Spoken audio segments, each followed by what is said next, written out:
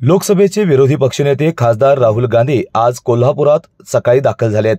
विमानतळावरून ते थेट उजगावमधील डॉक्टर बाबासाहेब आंबेडकर चौकात दाखल झाले आणि टेम्पो चालक असणाऱ्या अजित तुकाराम सनदे यांच्या घरी पोहोचले।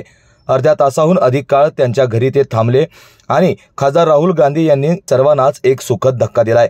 खासदार राहुल गांधी हे नेहमीच सामान्य माणसांशी नातं जपण्याचा प्रयत्न करतात। आपल्या कोल्हापूर दौऱ्यादरम्यान त्यांनी आपली भारत जोडण्याची ही खासियत जपलेली आहे। आ आ आई येस ब ब बदक क क कणीदार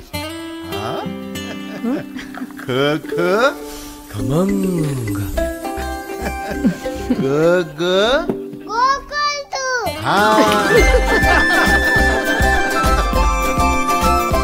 अगदी घरच्यासारखं कणीदार खमंग म्हणजेच गोकुळ तूप।